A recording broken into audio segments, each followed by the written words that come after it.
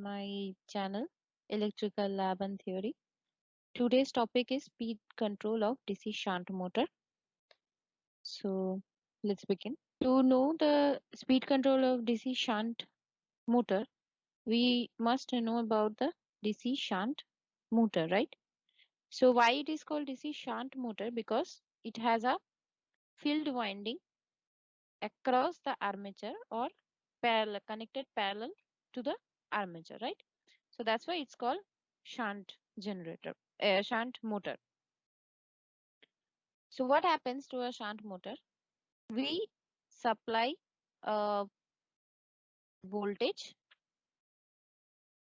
and a current IL flows towards the field and the armature.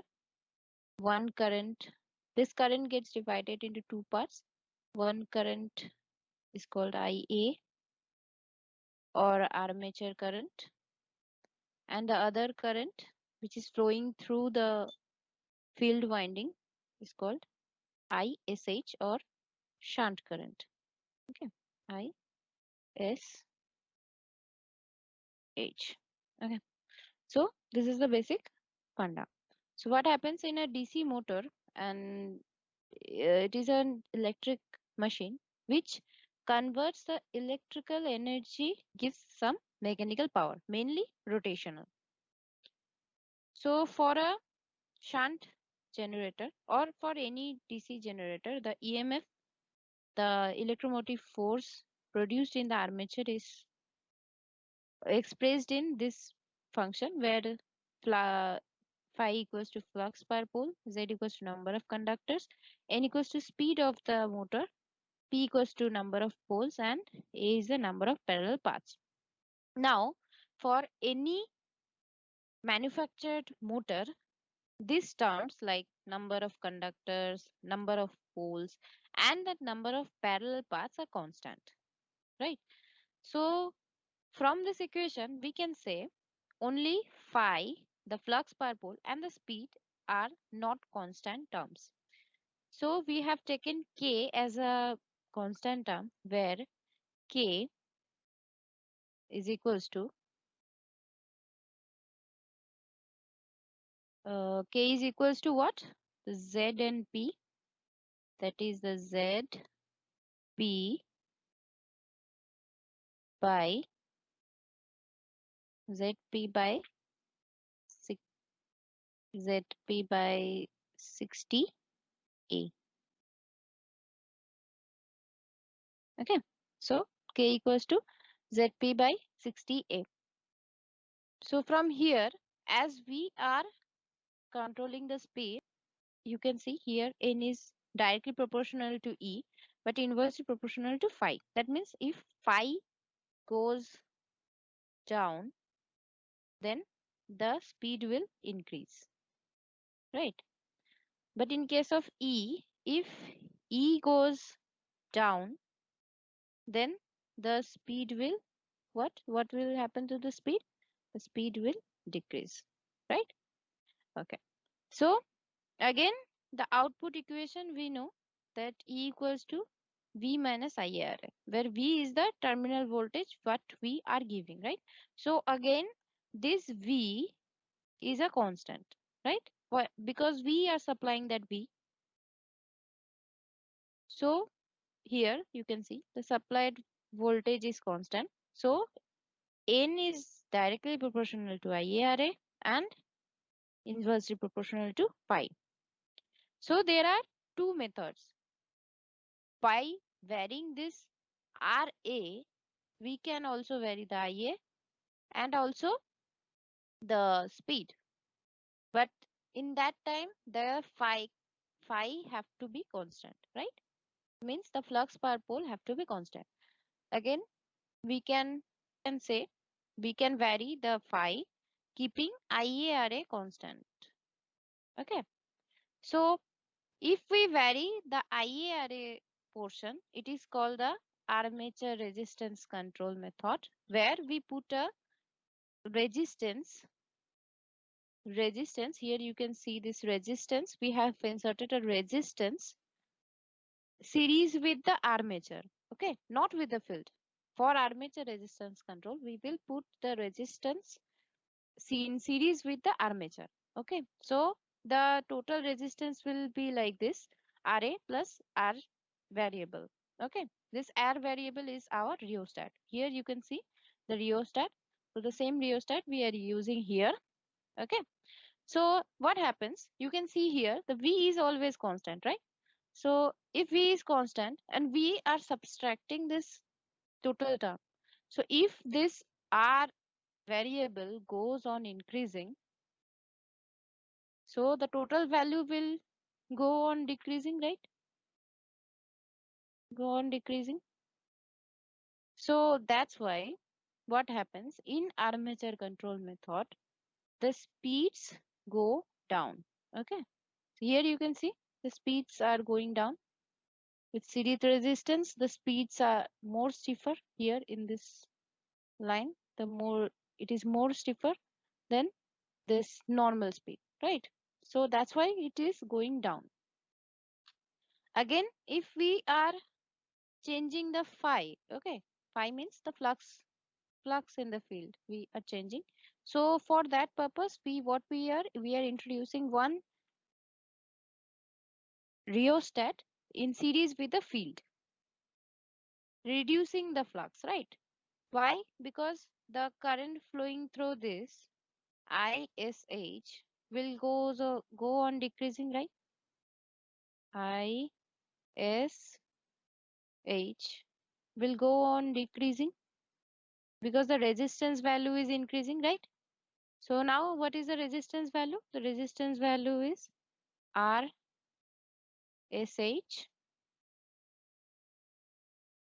RSH plus this resistance.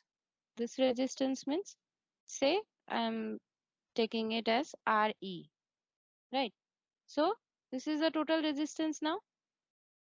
So previously only this resistance was there, and now another resistance is here. So what is happening? The ISH is going on decreasing. The total voltage is applied across the field, right? So here across this field, the voltage will be V only. So how we will calculate the ISH? So the ISH value will be ISH equals to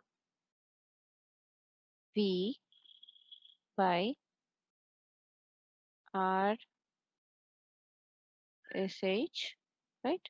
RSH plus RE, is the R and the E, right? So this ISH equals to V by RSH. So if this RE goes on increasing, the value of I will goes on decreasing, right? Again, this ISH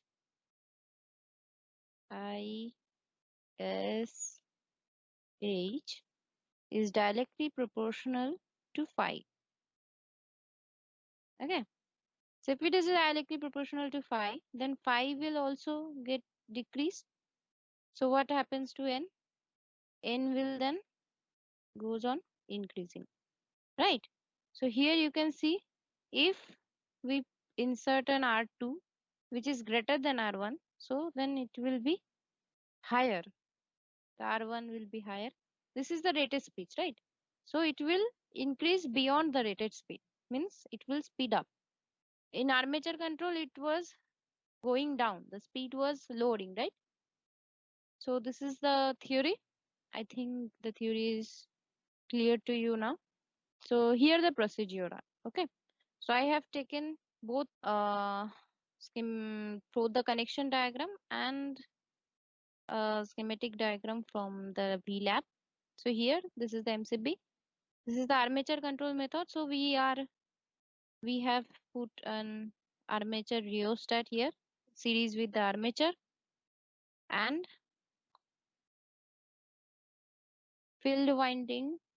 This is just because we have done the same operation in the same machine. So just these two are been done. Here you can see the field resistance and armature resistance are there. So I have put the ammeter across the field to measure the field current and voltage across the armature. Okay. So voltage across the armature means the E portion, right? So the E portion. So we know what is the E. E is our V minus I, V minus IA, IARA, right? Here in this case, one another armature rheostat. So the total formula, there will be another resistance, which is R rheostat, right? Like we can call it as RE. Okay. So this will be a total formula. So we are just calculating this part in this portion. Okay. So you can take a screenshot here to understand the total connection diagram. Okay. So I have given the steps here also how to connect the whole thing. Connection diagram is the VLAB and this is the steps. Okay. Just take a screenshot so you can read those steps. Okay. So this is the armature, this is the field control method. In this case, we will vary the field rheostat. This one. So field rheostat we will vary. The armature rheostat will take this as constant. Okay. So again, here the steps how to connect the whole thing given here. For observation, we have to go to our VLAB. Okay. Okay. So this is our speed control by armature control method. Okay. So instructions are given here. So just follow the instructions and make the connection diagram. Okay. I'm just making the connection diagram.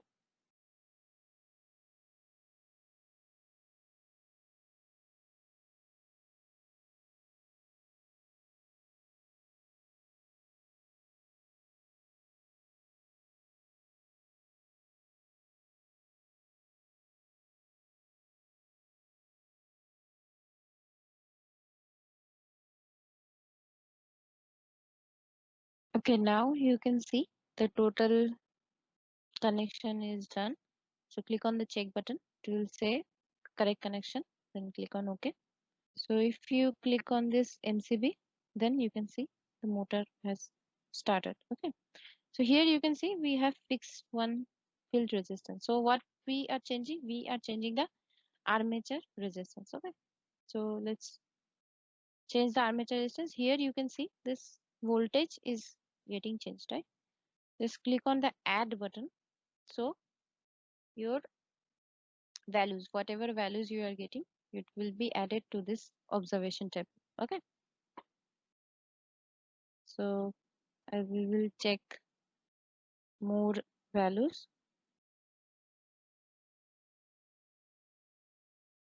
Here you can see the speedometer is showing the speed variation. Okay. So as you can see, as we are increasing the armature resistance, the voltage is dropping, right? And the speed is also dropping. So the as we have seen in our theory class, the the voltage is directly proportional to the speed. So it will be like this. Okay. So just click on the create graph. It will show the graph like this. Okay. So same thing for our field control method.